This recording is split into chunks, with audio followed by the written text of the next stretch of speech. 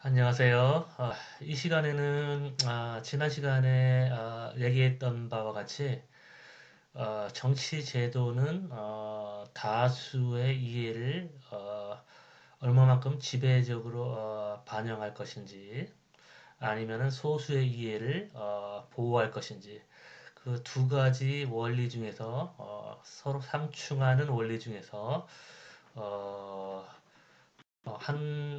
원리를 더 반영할 수도 있고 아니면은 이 두 가지 원리를 적절하게 배합해서 정치 제도를 설계할 수도 있다고 얘기를 했었죠.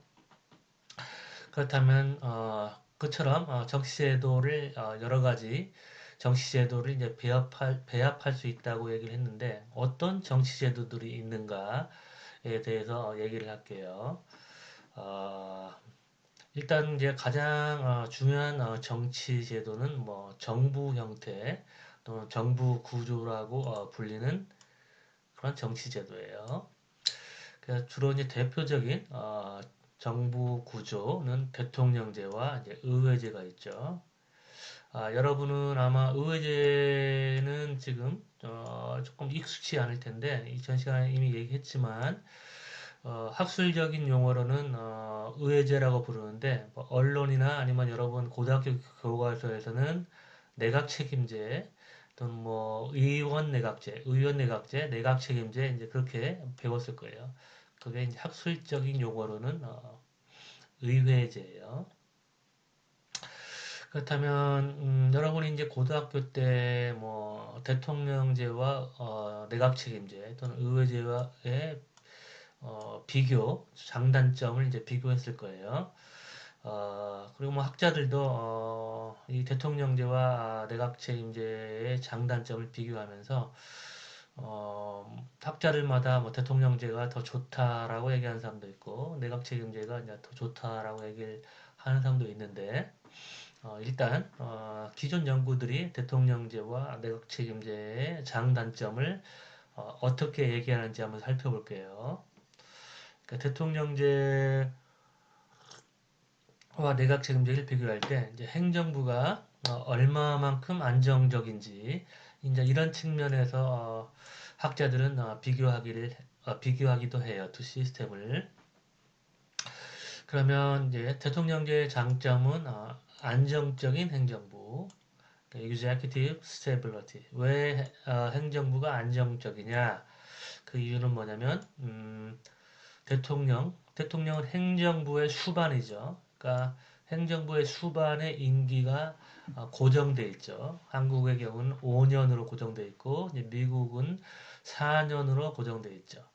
그러니까 대통령이 법에 명시된 그런 범법 행위를 하지 않는 한 대통령의 임기는 보장되죠.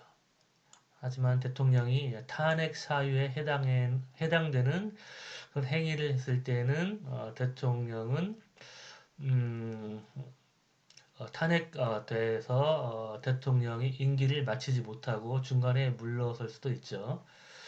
그러나 대통령이 뭐 국정 운영을 잘못했다, 뭐 경제가 발전하지 않았다, 뭐 국내에서 어떤 정치적인 갈등이 심화됐다, 뭐 그런 이유로 정치적인 목적으로 대통령이 탄핵되지는 않죠.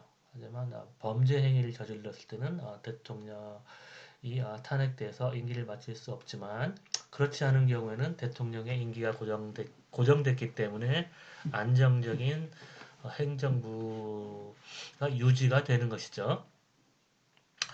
근데 이제 대통령의 단점은 뭐냐면 이 temporal rigidity, 그러니까 시간적으로 경직돼 있다 그런 얘기죠. 이제 그 이유는 뭐냐면 대통령의 임기가 고정되어 있기 때문에 그러니까 대통령의 임기가 고정되어 있다는 게 장점일 수도 있지만 또 여기서는 똑같은 그 특성을 가지고 단점이라고 얘기를 하는 거죠. 그러니까 이 얘기는 뭐냐면 대통령이 국정 운영을 잘못할 때는 그걸 교체를 해야 되는 거죠. 그러니까 내가 정치 거래 이론에서 정치도 하나의 거래 행위고 국민들은 자신이 원하는 정책을 사기 위해서 투표를 하고 다수가 선택한 정책 또는 상품 선택된다고 얘기했죠. 하지만 시장 거래에서는 소비자들이 자신들이 원치 않는 상품을 샀을 때는 언제든지 반품할 수 있어야 되는 거죠. 상품에 문제가 있을 때는. 근데 정치에서는 자신들이 선택한 지도자를 반품하기가 어려워지죠. 그게 바로 이제 대통령제의 특징이죠. 불량품을 샀을 때 그 불량품을 반품해야 되는데 그게 어려워지는 것이죠. 물론 뭐 주민소환제라는 제도가 있어서 지방자치단체장은 반품할 수도 있죠. 근데 물론 이제 그 여건이 까다롭기 때문에 쉽지는 않지만 그래서 대통령제의 단점은 뭐냐면 no room for continuous readjustment. 그러니까 지속적으로 재조정을 할 여지가 없다 그런 얘기죠. 행정부에 문제가 있을 때 문제가 있을 때마다 지속적으로 행정부를 조절해야 되는데 조정해야 되는데 그럴 여지가 없다는 것이죠. 그리고 또 하나의 단점은 뭐냐면 executive legislative deadlock 그러니까 행정부와 입법부의 교착. 그러니까 대통령제에서는 입법부에서 통과한 법안을 음, 행정부 수반인 대통령이 공포해야지 법의 효력을 발생하는 거죠. 근데 만약에 대통령의 정당과 입법부에서 다수당의 정당이 서로 일치하지 않을 경우 어, 입법부 다수가 만든 법안을 대통령이 거부권을 행사할 수 있기 때문에 입법적인 교착이 발생할 수 있고 또 미국의 경우에는 입법부에서만 법을 만드는데 한국의 경우에는 행정부도 법안을 발의할 수가 있죠. 근데 행정부 법안에 대해서 입법부가 또 거부할 수도 있죠.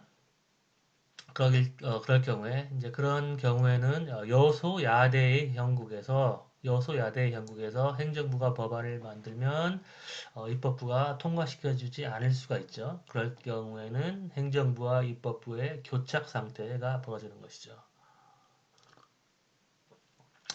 그래서 이처럼 행정부와 입법부가 서로 동의하지 않을 경우에 disagreement, 입법부가 행정부가 서로 동의하지 않으면 no solution, 그러니까 해결 방법이 없다라는 거죠. 그리고 또 이제 제로섬 게임, 그래서 대통령제를 승자 독식형 제도라고 얘기하는 학자가 있어요. 이제 반드시 그렇진 않은데 조금 이따가 얘기하겠지만, 그러니까 주로 남미의 강한 대통령제 국가 또는 한국의 과 같이 강한 대통령제 국가, 그걸 뭐 제왕적 대통령제라고 부르기도 하죠.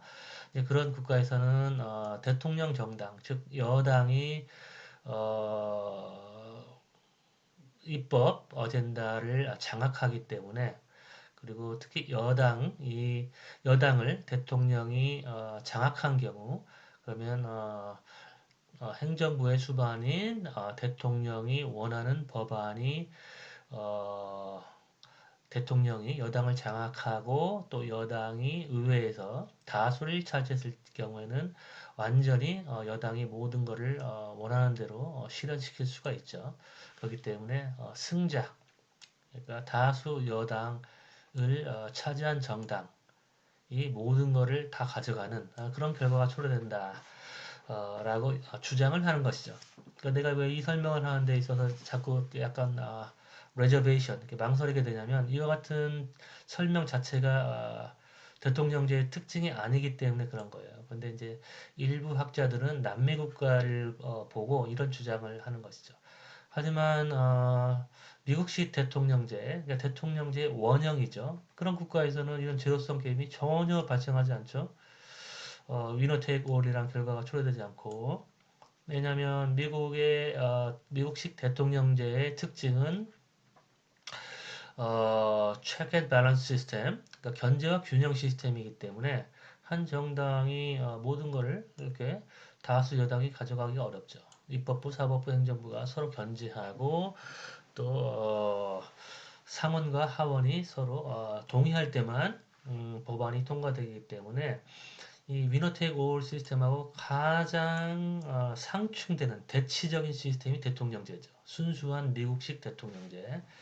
근데 이제 이 경험주의적인 시각, 경험주의적인 시각은 뭘 의미하냐면 눈에서 보이는 피상적으로 보이는 걸 보고 현상을 이해하는 그런 시각이죠. 그러니까 이 학자는 이제 남미 국가들을 보고 남미 국가에서는 강한 대통령, 고난이 강한 대통령이 자신이 원하는 것을 다 가져가는 그런 결과가 초래됐기 때문에 대통령제가 바로 위너 테이크 올 시스템이다. 그렇게 얘기를 한 것이죠.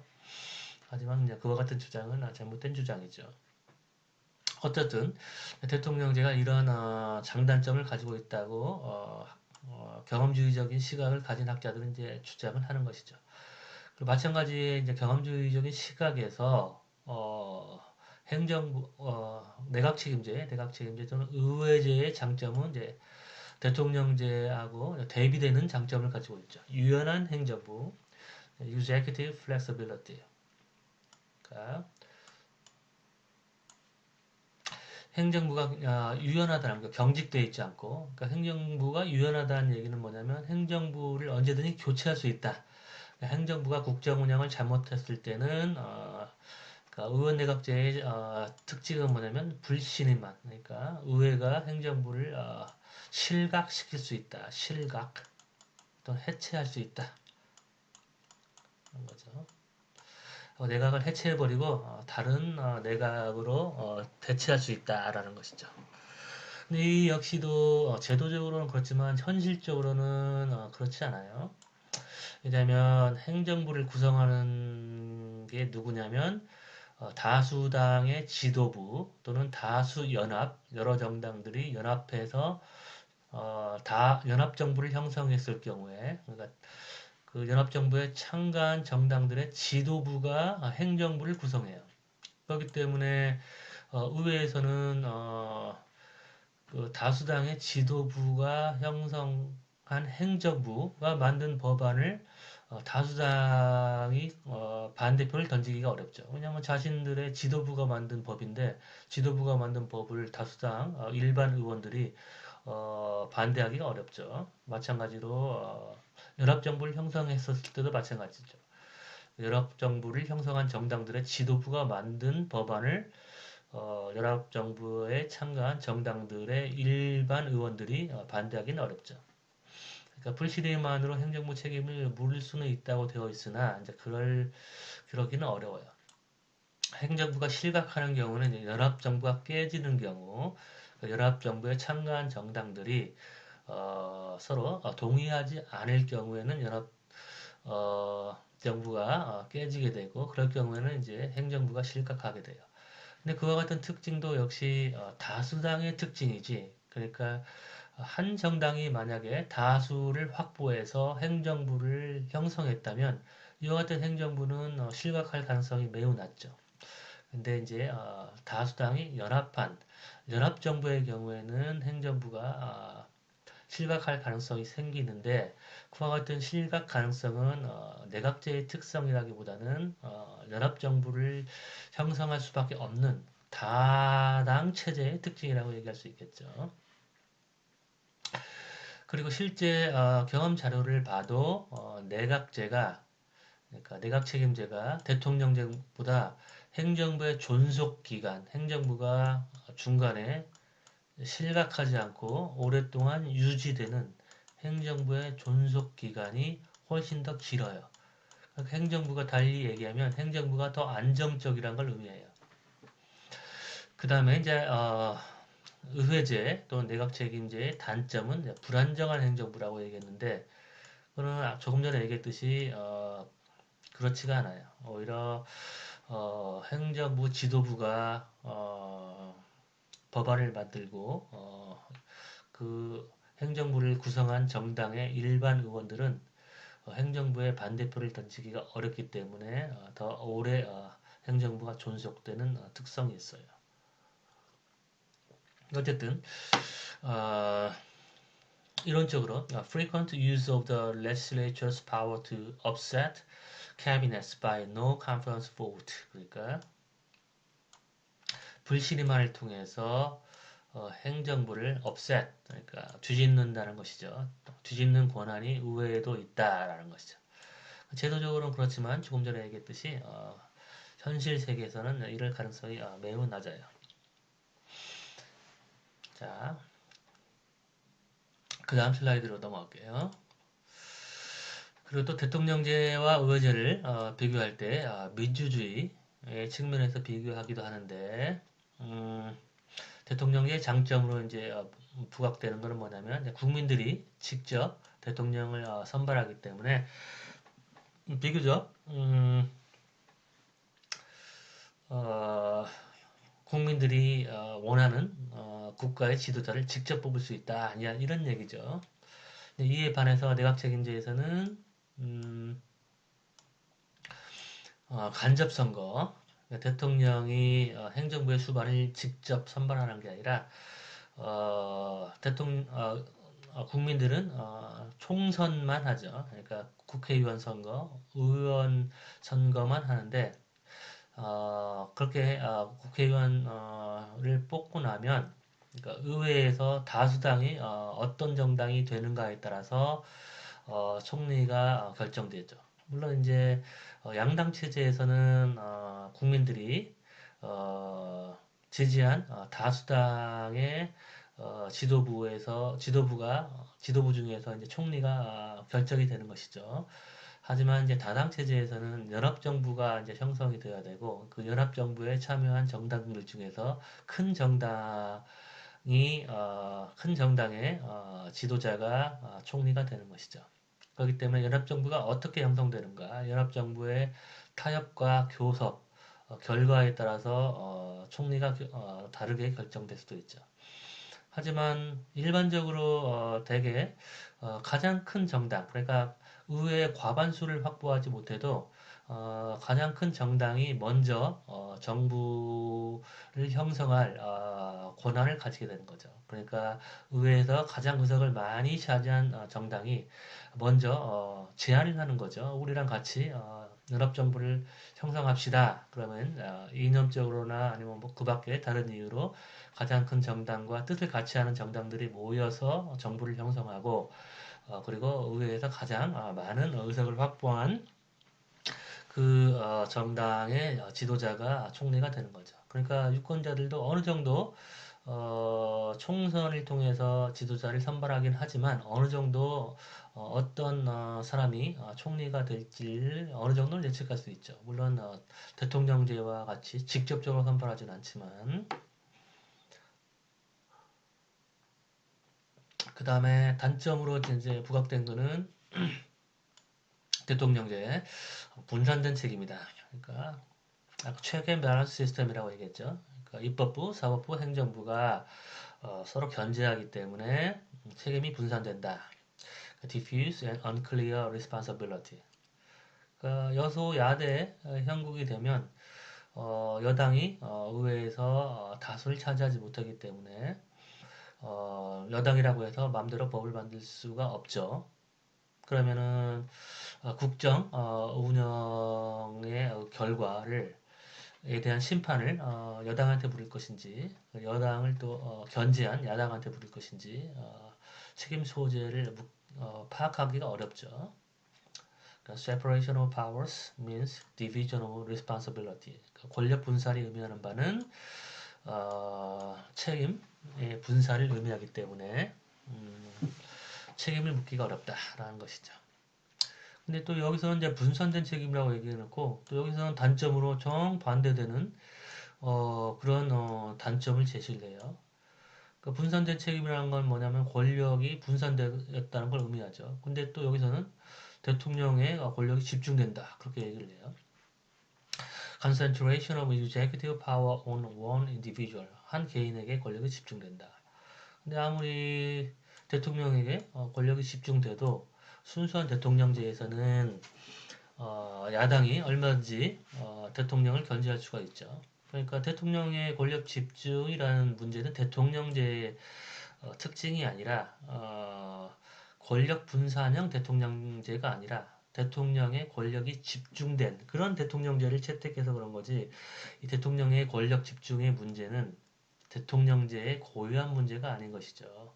그러니까 한국의 대통령의 권력이 집중된 이유는 순수한 대통령제의 그런 제도적인 특징을 가지고 있지 않기 때문에 그런 거죠. 예를 들어서 대통령이 여당을 장악한달지 공천권을 행사해서 그리고 또 행정부가 법안을 발의할 수 있는 그런 특징. 한국에서는 행정부가 법안을 발의할 수 있다고 얘기했죠. 그리고 예산안도 행정부가 편성을 하고 그러니까 국정 운영을 하는 데 있어서 가장 중요한 게 돈이죠. 그러니까 예산 편성권을 행정부가 가지고 있기 때문에 당연히 행정부가 권력을 더 많은 권력을 가져갈 수 있겠죠. 근데 예산 편성권이나 그리고 행정부가 법안을 발의할 수 있는 그런 권한은 내각 책임제의 특징이에요. 내각 책임제에서는 행정부가 법을 만들고 예산을 편성하죠. 그러니까 한국에서 대통령의 권한이 집중된 이유는 대통령제를 채택해서 그런 게 아니라 한국의 대통령제가 의회제의 특성을 가지고 있어서 그런 거예요. 그러니까 내각 책임제 의회제에서는 오히려 행정부의 권한이 강해요. 아까도 얘기했듯이 행정부가 어떻게 구성되냐면 다수당의 지도부가 행정부를 구성하고 또는 다수 연합의 지도부가 행정부를 구성하고 그 행정부가 법안을 만들기 때문에 내각 책임제 또는 의회제에서는 오히려 의회가 권한이 강한 게 아니라 행정부가 권한이 강해요. 그러니까 우리가 일상적으로 이름만 보고 판단했을 때는 의회제니까 의회제가 권한이 강하고 또 의회가 언제든지 내각을 실각시킬 수 있고 내각을 해산할 수 있으니까 내각이 의회의 눈치를 본다라고 생각하고 의회의 권한이 강하다고 생각하는데 이름과는 정반대로 오히려 행정부가 권한이 강해요. 왜냐? 행정부가 법을 만들고 예산을 편성하니까. 또 반대로 대통령제라고 부르니까 권한이 대통령에게 집중됐다고 생각할 수 있는데 이름과는 반대로 대통령제에서는 의회가 권한이 강해요. 왜냐하면 의회가 법안을 만들고 또 대통령이 거부권을 행사할 수 있지만 의회 입장에서는 나중에 좀 더 자세히 설명하겠지만 의회 입장에서는 대통령이 거부권을 행사하지 않을 그런 그런 법안들 또는 법안에 대한 대안들 중에서 자신들에게 제일 유리한 그런 법안을 발의할 수 있어요. 그러니까 대통령이 할 수 있는 건 수동적으로, 그러니까 의회가 만든 법안을 자신의 뜻에 맞게 바꿀 수는 없어요. 순수한 대통령제에서는. 그러니까 의회가 통과시킨 법안들 중에서 자신의 뜻과 다르면 수동적으로 거부만 할 수 있지 더 적극적으로 자신의 입맛에 맞게 법안을 바꿀 수가 없어요. 그러니까 대통령과 의회가 만약에 동등한 교섭력을 가지고 있다면 의회가 만든 법안을 대통령이 계속 수정을 요구해서 자기의 입맛에 맞게 끌어올 수 있을 경우에 대통령도 교섭력이 있다고 얘기할 수 있겠죠. 여러분이 시장에서 물건을 살 때 어떤 교섭을 할 때 상인들은 자신이 원하는 가격을 제안을 하죠. 그리고 소비자도 자신이 원하는 가격을 제안을 하죠. 그러면 서로 이제 자기의 유리한 가격으로 끌어오기 위해서 상대가 제안한 가격에 수정을 가하면서 점점 자기 쪽으로 중간으로 이제 가격이 조정되게 되는 것이죠. 그게 이제 서로 교섭력을 가지고 있다고 얘기를 하는 것이죠.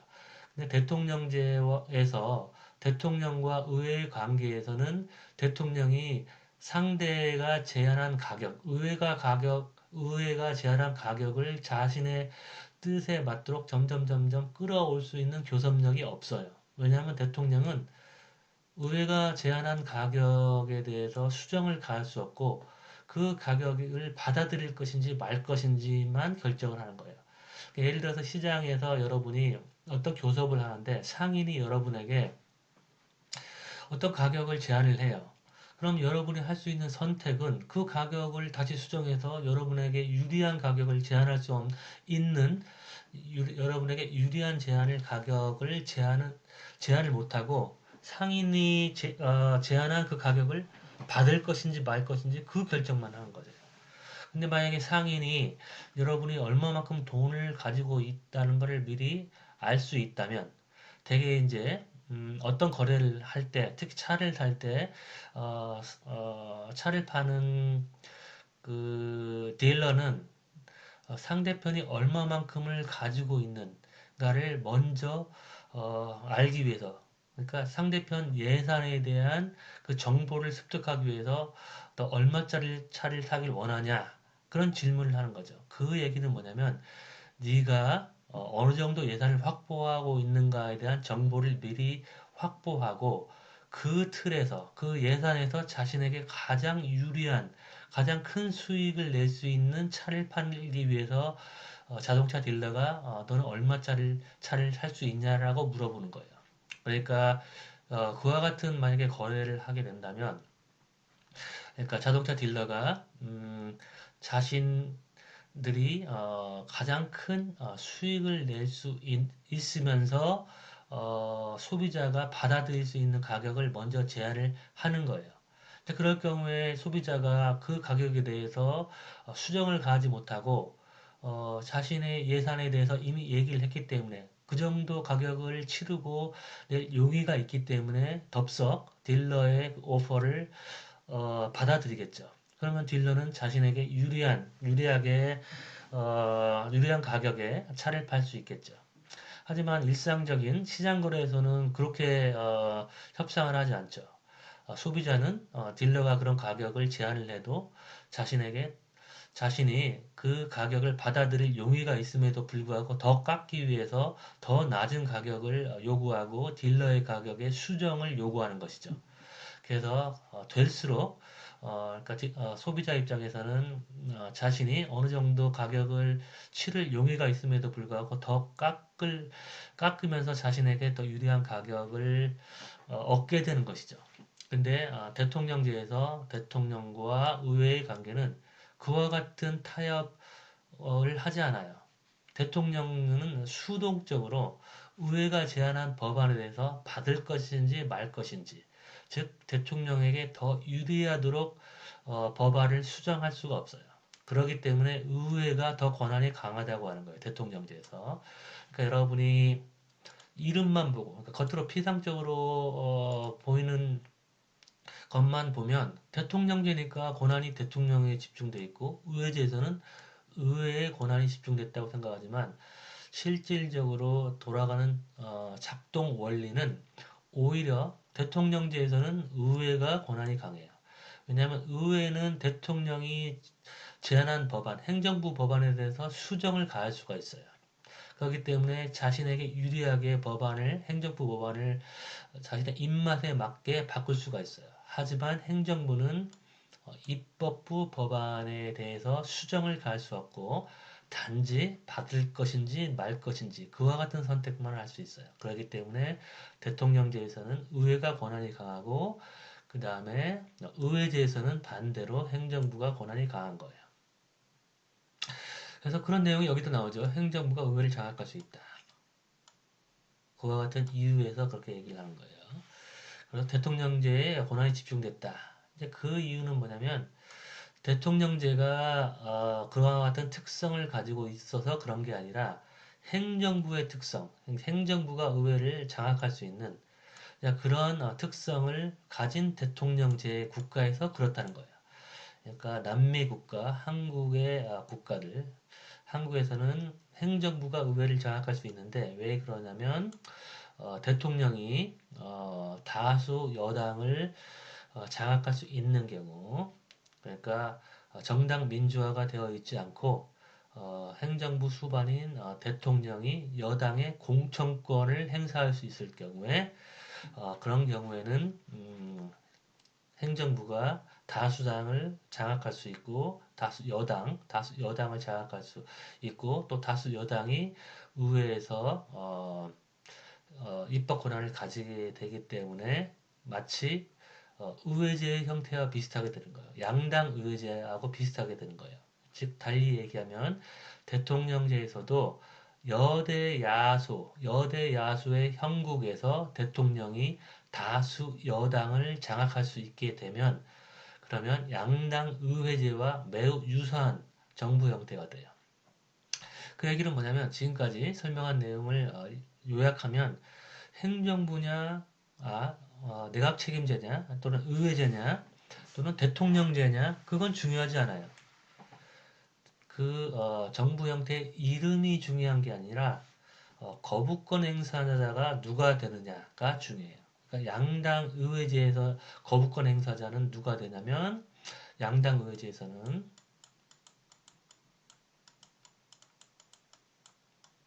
의회제 거부권 행사자는 다수당이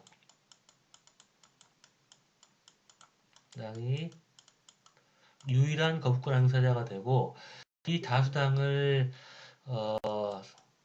수상이 장악하게 되면 이제 민주주의 국가에서는 민주적인 절차에 의해서 수상을 선출하니까 권위주의 국가에서처럼 수상이 뭐 다수당을 장악한다 그건 어렵죠. 뭐 그럼에도 불구하고 수상에게 선발을 통해서 권한을 위임하기 때문에 수상이 다수당을 민주적인 방식으로 장악하게 되죠. 그러니까 양당 의회제에서는 수상 또는 뭐 다수당이 독자적인 거부권 행사자가 돼요. 근데 대통령제에서도 이와 같은 유사한 결과가 초래될 수가 있죠. 그러니까 대통령이 다수 여당을 장악하게 되면 그러니까 양당 대통령제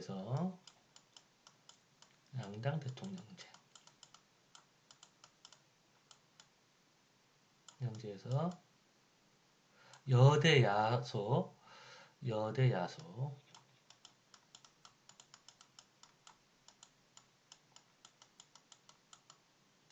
형국에서 대통령이 여당을 장악하게 되면 양당 의회제나 다를 바 없이 독자적인 거부권 행사자가 바로 대통령이 되는 거예요.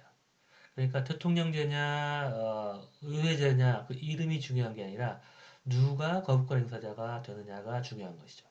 그리고 미국과 같은 어, 순수한 대통령제, 그러니까 견제와 균형의 원리가 지배하는 그런 미국과 같은 대통령제에서는 다수의 제도적인 거부권 행사자가 존재하게 되죠.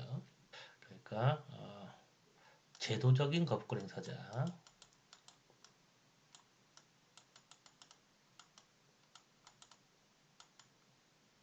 행사자, 입법부, 사법부, 행정부가 서로 견제하는 그런 시스템이 미국식 대통령제예요. 그러니까 대통령제에서도 이처럼 다수의 거부권 행사자가 있을 수도 있고 또 이처럼 소수의 거부권 행사자가 있을 수도 있어요. 마찬가지로 의회제, 내각 책임제에서도 마찬가지겠죠. 양당 의회제에서는 독자적인 거부권 행사자가 산출되는 반면 다당 내각 책임제, 다당 의회제에서는 여러 정당이 연합정부를 형성하니까 연합정부에 참가한 정당들이 서로 거부권을 행사할 수 있어요. 연합정부에 만약에 세 정당이 연합정부를 구성했다면 이 정당들이 거부권을 행사할 수 있는데 이 정당들은 제도적인 거부권 행사자라고 부르는 게 아니라 정파적인 거부권 행사자라고 불러요. 정파적인 거부권 행사자. 그러니까 제도적인 거부권 행사자는 제도적으로 이미 헌법에 명시를 해놓은 거예요. 입법부, 사법부, 행정부가 항상 서로 견제할 수 있도록. 근데 정파적인 거부권 행사자는 이제 선거 결과에 따라서 그리고 연합정부에 누가 참가하는가에 따라서 정파적인 거부권 행사자의 수는 달라지는 거죠. 근데 비례대표제를 채택한 국가에서는 한 정당이 의회 다수를 차지하기 어렵기 때문에 독자적인 거부권 행사자가 산출되기가 어렵죠. 여러 정당이 연합정부를 형성할 수밖에 없기 때문에 그러니까 비례대표제에서는 다수의 정파적인 거부권 행사자가 만들어진다. 즉 달리 얘기하면 의회제라고 해서 권력 분산형 시스템이 아니라 이처럼 양당 의회제는 독자적인 거부권 행사자가 만들어지기 때문에 의회제가 본질적으로 권력 분산형은 아니고 비례대표제 선거제도를 통해서 다수의 정파적인 거부권 행사자를 산출하는 그런 의회제에서는 권력 분산형 시스템이죠. 그러니까 달리 얘기하면 내각 책임제를 권력 분산형으로 만드는 거는 내각 책임제라는 정부 형태 때문에 그런 게 아니라 다당 체제를 산출하는 선거 제도 때문에 그런 것이죠.